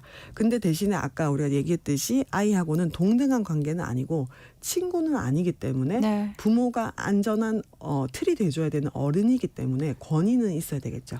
그래서 부모님들께서 아이의 감정에 대해서 그리고 아이의 정서, 마음에 대해서 그리고 아이가 가지는 생각에 대해서는 수용을 해주고 인정해주는 그리고 아이가 잘한 것에 대해서 칭찬해주고 애정해주고 피드백을 해주는 이런 수용적인 면들은 충분히 있으면서 또 필요한 경우에는 지시와 통제를 해주고 또 큰 틀은 가이드를 해주는 권위가 있는 이런 유형이 사실은 굉장히 이상적인 유형이 되겠습니다. 네. 그래서 우리 아이들이 이제 부모를 믿고 따라갈 수 있을 때는 내가 지금 당장 하기 싫은 것도 우리 부모님이 하라고 하는 데는 이유가 있을 거야. 그렇죠? 그렇게 알아주면 너무 좋은데요. 지금 당장에는 내가 엄마한테 화가 나지만 엄마 말을 따랐더니 지나고 나니까 이 엄마 말이 맞았구나. 그리고 우리 아이가 어떤 위험에 처했을 때 우리 엄마 아빠한테 말하면 내가 도움을 구할 수 있을 거야. 네. 내가 어떤 갈등에 처했을 때 우리 엄마 아빠한테 말을 했을 때 우리 엄마 아빠가 내 이야기를 들어주고 그리고 나에게 도움이 될 수 있는 해결책을 줄 수 있을 거야. 이런 믿음과 신뢰가 있어야 되겠죠. 즉 그러려면 부모가 권위가 있어야 됩니다. 우리가 아무리 친구는 우정을 나누고 친구에게 마음을 터놓을 수는 있지만 온전하게 기댈 수 있는 존재는 아니잖아요. 네. 그러니까 부모님이 어느 정도는 든든한 틀이 돼줘야 우리 아이들이 흔들릴 때 어디까지가 한계인지 잘 헷갈릴 때 이럴 때 부모를 의지할 수가 있습니다. 아이가 성인이 될 때까지 이렇게 한 육아 방식을 유지하는 것도 중요한가요? 근데 처음에 우리 아나운서님께서 이거 한 유형으로 나를 고정시킬 수 없다. 네. 어떤 유형인지 잘 모르겠다 하셨는데 네. 사실은 그게 이상적인 육아 태도입니다. 네. 어떤 한 유형만 고집할 수는 없겠죠. 우리가 필요한 순간에 따라서도 어떤 태도가 더 필요한지 이럴 때는 좀 내가 아이가 힘들 때는 좀 더 많이 수용해주고 많이 안아주고 보듬어주는 좀 수용적이고 허용적인 게 좀 더 많이 필요한 반면 아이가 흔들릴 때 좀 이제 가이드가 필요할 때는 권위를 가지는 게 좀 더 필요할 때가 있겠죠. 네. 그 상황에 따라서도 다르고 그리고 아이의 발달 수준에 따라서도 다릅니다. 그래서 우리가 신생아나 영유아기 그리고 학령전기에는 부모가 훨씬 더 가이드를 많이 줘야 되잖아요. 네. 근데 이제 점점점 가면서 청소년기에 가면은 어떻습니까? 좀 더 협조적이고 협력적인 관계가 돼야 되겠죠. 네. 그래서 청소년기로 갈수록 우리 아이의 자율성을 더 허용해주고 우리 네. 아이의 마음이나 우리 아이의 선택을 좀 더 인정해주는 조금 더 이 권위가 적은 쪽으로 가야 됩니다. 그래야 이제 이상적인 부모 태도가 되는 거죠. 그래서 아이가 발달을 함에 따라서 아이의 발달 수준이나 인지 발달, 정서 발달에 따라서 우리 부모님들의 역할이나 태도도 같이 바뀌는 게 이상적인 부모 양육 태도라고 할 수 있겠습니다. 네. 아이 성격 형성에 큰 영향을 미치는 부모의 육아 방식에 대해서 이야기 나눠보고 있는데요. 관련 고민 갖고 계신 분들 문자 보내주시기 바랍니다. 소아청소년 정신건강의학과 박수영 전문의가 상담해드리겠습니다. 노래 한 곡 듣고 올게요. 네킹콜의 러브. 네, 노래 나가는 동안 보내주신 문자 함께 살펴보겠습니다. 5768님이요. 15개월 아이를 키우고 있습니다. 위험하지 않은 건 다 하게 해주는데 위험한 걸 못하게 할 때나 놀다가 집에 가야 할 때 아이가 울잖아요. 이럴 때 어떻게 달래야 할지가 고민입니다. 안 돼라고 단호하게 얘기를 해도 아이가 계속 울면 무반응으로 대처를 하고 있는데요. 괜찮은 방식인가요? 무반응이 안 좋다는 얘기도 들어서요. 라고 하셨네요. 네, 우리 아이들 15개월 아이 정도면은 자기의 생각이나 느낌을 말로 표현하기는 어렵잖아요. 네. 그러니까 재밌게 놀고 있는데 가자고 하니까 싫죠. 그러니까 싫으니까 우는 거여서 이거를 막 달래서 이 아이의 기분을 갑자기 좋게 만들어주겠다 이런 생각은 이렇게 하기는 좀 힘들겠죠. 네. 그래서 이럴 때는 우리 이제 집에 가야 해 하고 이제 집에 가시면 됩니다. 근데 이제 계속 울 때 무반응이 안 좋다는 거는 우리가 아이의 감정 자체를 무시하고 아이가 우는 행동을 아예 없는 것처럼 아이의 감정을 무시하는 건 안 좋지만 이제 계속 막 달래주려고 우는 걸 끝내려고 계속 반응을 해주는 것도 사실은 그것 또한 아이에게 자극을 주는 거기 때문에 네. 별로 좋진 않아요. 그래서 더 놀고 싶구나. 근데 이제는 가야 해 하면서 안고 데리고 들어가시면 됩니다. 네네. 2781님이요. 육아 방식을 두고 요즘 고민이 많습니다. 7살 여자아이를 키우고 있는데요. 늦게 자고 늦게 일어납니다. 일찍 재워도 늦게 일어나고요. 깨울 때 아주 신경질적이에요. 그래도 계속 일찍 깨워야 할지 아니면 스스로 일어나도록 좀 내버려둬야 할지 고민입니다 하셨어요. 네, 이제 부모님들께서 우리 아이가 할 수 있는 것과 할 수 없는 것을 구분을 하셔야 되는데 이 아이가 스스로 일찍 일어나는 것은 아직 어렵죠. 그러니까 7살이니까요. 네, 그냥 내버려 두시면 안 되고 대신에 늦게 자고 늦게 일어난다. 그러니까 수면 주기를 좀 앞당겨야 되겠죠. 근데 일찍 재워도 늦게 일어난다는 거는 한두 번 만약에 해봤으면 수면 주기가 아직 사이클이 완성이 안 됐거나 정착이 안 됐기 때문일 수 있습니다. 그래서 네. 수면 주기를 그러니까 잠이 드는 시기를 좀 당겨 주시는 게 필요할 것 같고요. 그래서 이게 수면 환경이 좀 제대로 되어 있는지, 수면 위생이라고 하는 잠자기 전 환경이 잘 되어 있는지, 수면 시간 자체가 이 아이에게 적정한지를 먼저 봐야 되겠죠. 네. 그래서 환경 조성을 해주는 게 우리 부모가 먼저 해야 될 환경의 통제, 아이에게 맞는 환경을 주는 겁니다. 그러고 나서 이제 보셔야 될 거는 아이들이 잠들기 전이랑 잠에서 깨어날 때는 조금 신경질적이 될 수가 있어요. 네. 왜냐하면 이제 기면과 인면 이 시기가 수면 각성 리듬이 아직까지 완성되지 않았기 때문에 좀 많이 혼란스러워지는 시기거든요. 그래서 그때는 아이가 좀 편안하게 깰 수 있는 환경을 어떻게 해주면 좋을까 그것도 같이 생각을 해보셔야죠. 그래서 이 부분은 아직까지는 좀 도움을 주시면 좋겠습니다. 어떻게 편안하게 깨울 수 있을까요? 수면 시간 자체가 제일 이제 충분한지를 먼저 보시는 네. 게 필요해요. 우리나라 아이들이 사실 수면 시간이 전 세계에서 굉장히 좀 적은 편에 속하거든요. 네. 7382님은요. 초등학교 6학년 딸아이를 키우고 있습니다. 집중력이 떨어지고 주변 정리를 잘 못합니다. 어떤 일을 할 때 결과에 대해서 생각할 줄 모르고요. 이게 아이가 마냥 어려서 그런 건지 아니면 제가 허용형으로 키워서 그런 건지 고민입니다 하셨어요. 네, 두 가지를 생각을 해봐야 될 것 같은데요. 초등학교 6학년 정도면은 본인 책상 정리, 그다음에 학교에서 나오는 숙제 이런 것들에 대한 집중력 보통적으로는 유지를 할 수 있어야 되겠죠. 근데 네. 또래에 비해서 만약에 집중력이나 주변 정리가 떨어진다면 첫 번째로는 이 사고하는 연습, 그러니까 결과를 생각하는 연습 이런 것들을 할 기회를 많이 안 주고 요즘 부모님들은 미리 많이 준비해 주시고 이제 아이가 딱 공부만 할 수 있게, 아이가 밥만 먹을 수 있게, 그러니까 부모님이 다 세팅한 거 안에서 아이가 그냥 그것만 행위만 할 수 있게 미리 세팅을 해주는 경우가 많아요. 만약에 이제 그렇게 계속적으로 자랐다면 그런 연습을 지금부터라도 해주시는 게 스스로 생각할 수 있는 연습을 해줄 수 있게 도와주는 게 필요하고요. 네. 만약에 그렇게 했는데도 또래보다 좀 떨어진다 집중력이 그러면 이제 ADHD 주의력 결핍 과잉행동 장애 가능성이 있으니까 그것도 한번 확인을 해봐야 되겠죠. 네.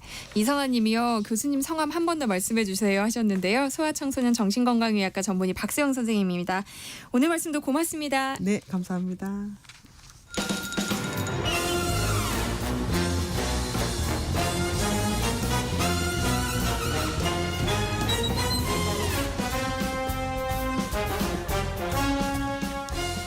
목요일은 공연을 소개하는 시간입니다. 라디오 객석 일열 목공소 공연 제작사랑 안영수 대표님과 함께합니다. 어서 오세요. 네, 안녕하십니까. 목공소 사장 안영수 인사드리겠습니다. 네, 오늘은 어떤 작품 소개해 주시나요? 오늘도 작품 2개 갖고 왔습니다. 그 뮤지컬 작품 하나랑 연극 하나 갖고 왔는데 뮤지컬 작품부터 소개해드릴 건데 뮤지컬 작품은 몇 번째 이제 시즌을 맞이하면서 웰메이드 창작 뮤지컬이라고 할 수 있는 흥행도 잘 되고 그런 작품이거든요. 그리고 연극 작품은 우리나라에서 처음 선보이는 작품인데 제가 이제 후반부에 간단하게라도 소개를 좀 해드리기 위해서 갖고 왔습니다. 네. 오늘도 두 작품을 골라오셨네요. 예, 그 작품이 정말 다양하게 그리고 꾸준하게 많이 올라가고 있어서 최대한 여러 작품을 좀 소개해드리기 위해서 갖고 온 것도 있고요. 또 이제 한편으로는 이 공연 뭐 다다음 주 정도에 소개해야지 막 이렇게 생각하다 보면은 어느새 공연 끝날 때가 되더라고요. 공연이 이제 기간이 있으니까. 네. 그래서 서둘러 소개해드려야 될 작품들이 있어갖고 2개 갖고 왔습니다. 그러니까 공연 일정이 생각보다 금방 끝나나 보네요. 저희 예. 입장에서 뭐 다양한 작품을 만날 수 있으니까 많은 작품을 가져오시는 건 언제나 환영입니다. 네, 저도 그러면 많은 작품 가져오면 환영이면 시간을 늘려주시는 거예요. 여튼 영화 같은 것들 영화는 네. 이제 상영이 끝나고 나면 OTT 시장이 따로 있으니까 거기서 나중에 소문을 듣더라도 찾아보실 수가 있는데 공연은 이제 그게 아니고 했었던 공연이 다시 공연되기 위해서는 최소한 1년 아니면 2, 3년 정도에 한 번씩 네. 공연이 되기도 하고 행여 다시 한다고 하더라도 그 시즌에 썼던 배우들이 그대로 포진해서 공연을 하기는 쉽지 않잖아요. 그리고 그대로 포진한다 하더라도 그 사이에 나이가 또 들지 않습니까? 그래서 공연은 이제 딱 그 시기에 약간 그 제철 음식, 제철 과일 막 네. 이런 거 먹는 것처럼 그때 딱 소개 받으셨을 때 그때 딱 보시는 게 좋을 것 같다는 생각을 좀 하고 있죠. 예. 그러니까 안 대표님이 소개해 주시는 공연을 제철 음식처럼 잘 챙겨뒀다가 좀 취향에 그렇죠. 따라서 골라보라, 예. 골라서 봐라 이런 말씀이신 거죠. 예. 자, 그럼 오늘 소개해 주실 공연 어떤 작품이에요? 제철 음식 나와서 오늘 소개해드릴 뮤지컬 약간 전어 같다고 해야 되나? 예, 이건 농담이고요. 예. 네. 오늘 뮤지컬 작품 먼저 소개해드릴 텐데 제가 일전에 10월에 했었던 웰컴 대학로라는 이제 대학로에서 하는 공연 축제 소개해드리면서 노래만 살짝 들려드렸던 기억이 있거든요. 뮤지컬 랭보라는 작품 갖고 왔습니다. 네. 우리가 아는 그 시인 랭보를 다룬 작품이에요. 네, 맞습니다. 그 천재 시인이죠, 랭보. 그 랭보의 이야기로 만든 뮤지컬인데 제가 방송 초반에 잠깐 말씀드렸지만 이게 랭보라는 뮤지컬인데 우리나라 창작 뮤지컬이고요. 벌써 그 4번째 시즌 맞이하는 작품이고 그리고 초연됐을 때부터 뮤지컬 좋아하시는 분들한테 사랑을 엄청 받으면서 흥행도 잘 됐고 작품성도 인정받았던 그런 작품입니다. 그 뮤지컬 랭보가 작품이 만들어진 그 해에 중국 진출까지 또 하게 됐고 코로나 시기를 겪으면서도 객석 점유율 90%가 넘는 대단한 작품인 거죠. 그리고 정말 그러니까 뮤덕이라고 하죠. 뮤지컬 덕후, 뮤지컬 좋아하시는 분들, 이 뮤지컬 팬들의 사랑을 막을 수 없다는 거를 확실하게 느끼게 해준 작품 중에 하나가 랭보고 이런 작품들이 있어서 코로나 시기에도 대학로에 있는 공연들이 멈추지 않고 진행을 한 거죠. 그리고 이제 올해가 랭보 탄생 170주년이래요. 네. 그래서 의미 있게 다시 올라가고 있다고 합니다. 예. 어떤 공연인지 소개를 좀 해주세요. 네. 줄거리 말씀드리는 게 제일 편하겠죠. 예. 근데 말씀드리기 전에 이런 류의 작품, 이게 이런 류라고 하는 게 맞는지 모르겠는데 그 예술가, 약간 천재 이런 분들의 이야기를 다룬 그 작품들이 뭐 공연마다 좀 다르겠지만 드라마 위주로 서사 위주로 가는 것도 있는데 요런 랭보 같은 작품들은 캐릭터의 어떤 섬세한 감정 이런 것들을 표현하는 데 좀 집중을 해서 만들어졌거든요. 그래서 공연 보실 때도 이 드라마보다는 이 캐릭터의 그 미묘한 그 심오한 이런 것들을 좀 관찰하시면서 보시는 게 좋다는 개인적인 생각입니다. 예. 자, 이제 줄거리 말씀드려 볼게요. 오늘 노래도 2개가 있어갖고 빨리빨리 소개해드리겠습니다. 일단 공연 시작하게 되면 들라에라고 랭보의 친구가 어떤 소식을 듣게 되면서 이제 공연이 시작이 돼요. 어떤 소식이냐면 1891년에 죽음을 앞둔 랭보로부터 온 소식이었던 거예요. 근데 이제 이 랭보가 마지막에 그 본인의 마지막 그 때쯤에 아프리카에 본인의 마지막 시를 두고 왔다는 이야기를 들라에 친구한테 전해주거든요. 근데 이 들라에는 이 얘기를 베를렌느라는 인물을 찾아가서 랭보의 마지막 시를 같이 찾아서 떠나자고 제안을 합니다. 그렇다면 이 베를렌느는 누구냐? 네. 자, 여기서 이제 시간은 20년 전으로 거꾸로 이제 거슬러 올라갑니다. 어린 랭보가 있습니다. 랭보는 천재였고 시인이 되고 싶어 했고 그런 재능을 갖고 있었던 거죠. 근데 이제 랭보는 이제 그런 주변의 시인들을 더 많이 만나기 위해서 시인들이 많이 있고 예술가들이 많이 있다는 파리로 떠나게 돼요. 근데 이제 파리에서 만난 시인들한테 랭보가 실망을 하게 돼요. 생각보다 대단하지 않았던 거예요. 너무 일반적이고 자기가 느끼는 그런 것들을 같이 못 느끼는 것 같고 네. 그래서 실망을 하게 됩니다. 근데 그러던 중에 베를렌느라는 작가가 랭보의 글을 딱 보게 돼요. 근데 이 베를렌느는 나름 그래도 그 시기에 굉장히 잘 나가고 있었던 작가였는데 한동안 작품이 제대로 쓰여지지가 않아서 자괴감에 빠진 상태의 어떤 그런 그 작가였거든요.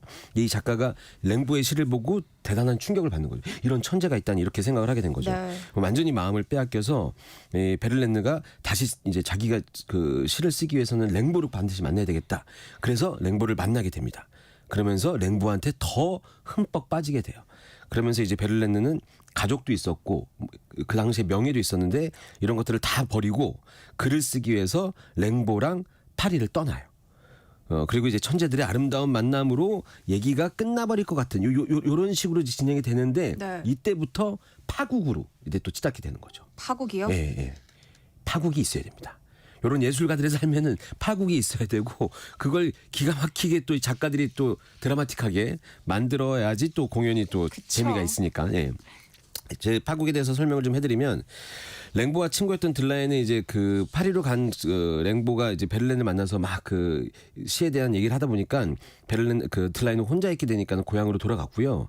베를렌과 그 랭보는 함께 떠나서 작업을 하고 싶어 하는데 네. 상황이 좋지가 않게 돼요. 왜냐하면 랭보는 너무 어린 천재였고 랭보는 그냥 같이 계속 있으면서 시를 쓰고 이렇게 하고 싶었던 건데 베를렌느는 현실을 살아야 되잖아요. 가족도 있으니까 돈도 벌어야 되고 집을 계속 내내 떠나볼 수도 없고 이러다 보니까 서로 한계점에 딱 다다르게 돼요. 그러면서 갈등이 고조가 되는데 갈등이 고조가 돼서 결국 어떤 결과를 초래하냐면 베를렌느가 랭보에게 총을 쏩니다. 네. 네. 랭보는 이제 거기에 충격을 받게 되죠. 그러면서 랭보는 그 자리를 떠나게 되고 결국 헤어지게 되는데 그렇게 그 이후에 20년의 시간이 흐르게 된 거고 이 흐르게 된 다음에 한참 뒤에 랭보가 보내준 편지를 가지고 다시 그의 어떤 행방을 찾아서 떠나게 되는 건 얘기인데 이제 랭보가 왜 20년이 지난 후에서야 들라에한테 그런 아프리카에 남겨놓은 시가 있다는 말을 했었던 건지 네. 그리고 이 들라에는 왜 굳이 베를렌을 또 찾아가서 함께 시를 찾아가고 한 건지 이런 내용은 이제 공연장에서 확인을 한번 해보시면 좋을 것 같습니다. 예. 약간 예술 영화 같은 느낌이 나요. 그런 맞나요? 느낌 나죠. 예. 근데 완전히 맞다고 말씀드리긴 좀 뭐하고 조금 다른 부분도 있는데 일단 이게 그 천재적인 시인의 얘기를 담은 뮤지컬이라 그런 분위기가 계속 물씬 나기도 하지만 장치적으로도 확실히 그런 게 랭보와 베를렌느의 시를 가지고 거기에 음유를 더해서 뮤지컬의 넘버들을 만들었거든요. 네. 그러니까 이게 가사나 이런 것들이 워낙 시적이고 워낙 아름다워서 그 예술 영화 같은 그런 느낌을 받는 게 아마 당연한 것 같습니다. 예. 시를 뮤지컬 넘버로 사용한 거네요. 네. 저는 굉장히 훌륭한 시도라고 생각하는데 실존했었던 천재 시인을 뮤지컬로 만드는데 거기에 그 어떤 표현을 하는 게 멋있을까? 근데 이 시 자체에다가 멜로디를 넣어서 음악으로 만들면 훨씬 더 괜찮은 방식이 될 거라고 생각했다고 하더라고요. 좀 너무 멋진 방법인 것 같고 그래서 그 캐릭터의 내면을 표현하기 위해서 뭐 이 캐릭터가 이랬을 것이다. 이렇게 그 작가의 가정으로 추측으로 표현하는 것보다 이 소재가 됐었던 랭보의 시를 가지고 음악을 만들면 훨씬 더 사실적으로 표현할 수 있으니까 아주 멋진 방법이 아니었나 싶습니다. 그래서 공연 내내 약간 그 이 시집 안에 빠져 있는 것 같은 그런 느낌이 들어요. 물론 파국도 있지만 네. 랭보가 말하는 대사나 베를렌드가 말하는 대사나 노래의 가사말이 굉장히 아름답게 들리는 그런 공연입니다. 예. 이쯤에서 노래 한 곡 듣고 올까요? 네, 좋습니다. 요것도 역시 그 시를 가지고 만든 넘버인데요. 초록이란 넘버인데 뮤지컬 랭보에 나오는 넘버거든요. 가사에 한번 집중하시면서 들어보시면 좋을 것 같습니다. 새로 나온 폴의 시집을 보며 시간을 보내고 있다. 내 시집이라니. 제가 보내줬었어요. 랭보도 보고 싶어 할 것 같아서. 특히 좋아하는 시가 있었는데 제목이 초록. 참 좋은 제목이야. 열매, 꽃, 잎사귀, 가지들이 여기 있어. 그리고 당신 때문에 뛰는 내 가슴이 여기에 있어. 오로지 당신만을 향해 꿈을 꾸는 이 마음을 사랑스러운 그대 손길로 따스하게 감싸주오. 오로지 당신만을 향해 고동치는 이 마음을 아름다운 그대 두 눈에 부드럽게 담아주오.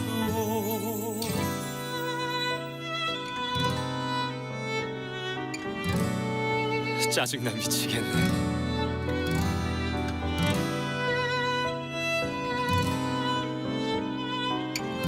이렇게 단순하고 소박한 단어들로 어떻게 이런 아름다운 시를 만들어낼 수가 있는 거지?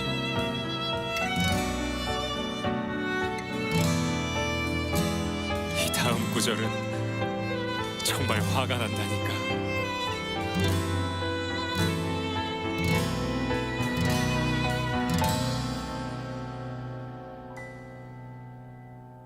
짧은 입맞춤에 수줍게 물든 내 얼굴을 그대 여린 가슴에 살며시 웅크리게 해주오. 나 그대 품 안에서 조용히 잠들 수 있도록 내 들뜬 마음이 가라앉도록 어루만져주오.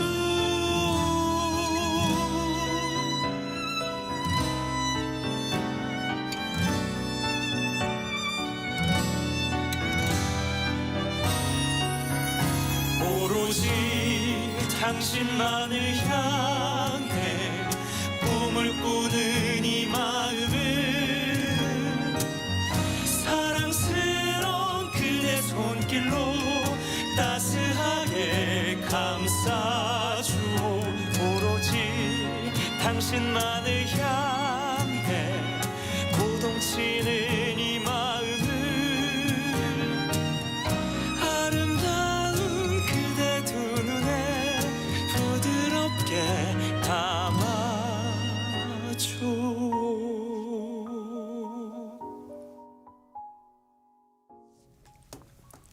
네, 뮤지컬 랭보 가운데 초록이라는 제목의 넘버 함께 들어봤습니다. 이 작품이 아주 독특한 마케팅을 했다면서요. 네, 소개해드리기에 좀 죄송한 거는 이미 좀 끝난 마케팅인데 요즘 성수동 핫하잖아요. 네. 팝업 스토어도 많이 있고. 근데 이제 랭보라는 작품의 제작사가 한 300석 규모의 공연장에서 하는 공연인데 팝업 스토어까지 할 만한 예산을 들이기가 쉽지 않거든요. 그런데 이제 성수동까지 들어간 건 아니고 공연의 메카 대학로에다가 팝업 스토어를 만들어 놓고 진행을 한 거예요. 네. 랭보, 베를렌에 이게 실제 있었던 시인들이니까 이 팝업 스토어에 갔더니 거기에 랭보나 베를렌의 시도 있고 직접 시를 이제 써보기도 하고 뭐 열쇠고리를 만들기도 하고 이런 시도를 했는데 저는 공연 좋아하시는 분들한테 이런 식의 어떤 접근 너무 멋있고 좀 새로웠다. 이렇게 느껴지더라고요. 네. 자, 이제 두 번째로 소개해 주실 작품은 연극이었죠? 네, 맞습니다. 그 두 번째 작품은 연극 보이즈 인 더 밴드라는 작품이거든요. 네. 아주 볼만한 작품인데 제가 짧게 간단하게 소개를 좀 해드려야 될 것 같아요. 네. 그래도 최대한 많이 소개해 주세요. 알겠습니다.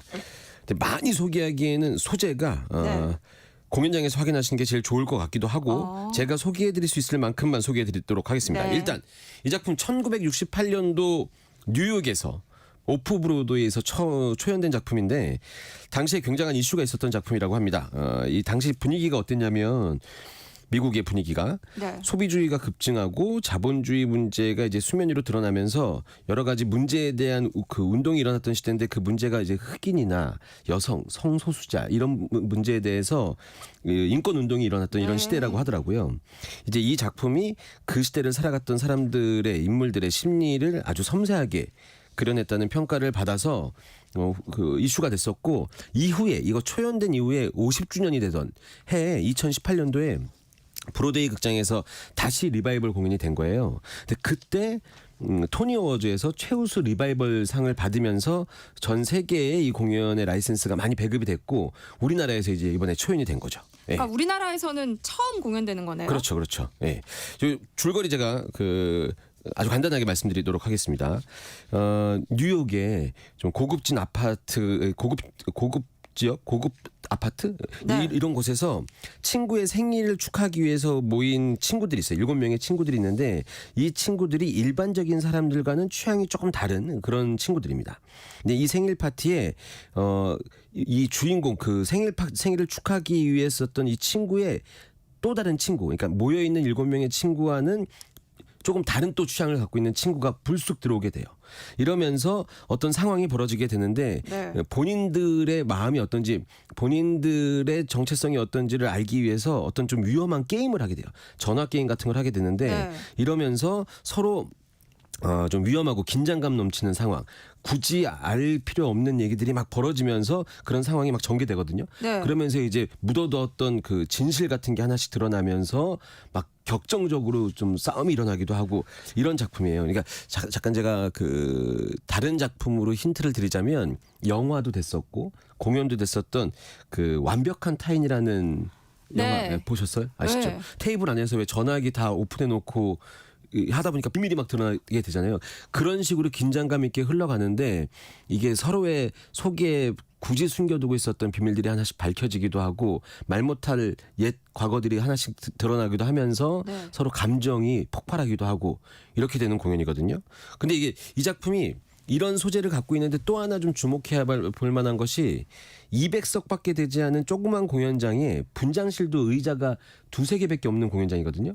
여기에 배우 9명이 한 번에 출연을 해요. 그러니까 굉장히 북적북적거리는 상황에서 연기를 하게 되는데 이게 그 아파트 안에서 벌어지는 일이다 보니까 그 현장처럼 굉장히 북적북적합니다. 근데 그 안에서 아주 섬세한 표현들이 막 왔다 갔다 서로 티키타카가 오가는데 여기에 관객들이 2시간 정도 풀로 공연되거든요. 한시도 그 호흡을 놓치기 힘든 그런 식의 공연이 진행이 됩니다. 예. 두 번째 소개할 작품은 연극인데 우리가 또 함께 들어볼 곡이 있다면서요. 연극인데 노래가 있어요? 예, 이게 그 여기 연출이 이 원작자가 원작 작품을 외국에 이제 판매하고 라이선스 계약을 체결할 때 이 마지막 노래에 대해서는 규제를 걸지 않았다고 하더라고요.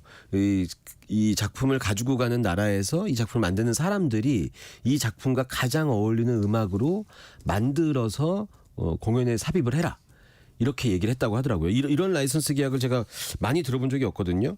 그래서 이 작품 이번에 우리나라에서 초연되는 작품을 진행하고 있는 연출가 음악 감독이 따로 이 작품을 위해서 만든 곡이라고 합니다. 이 노래가 어떤 곡이냐면 Who I Am이라는 노래거든요.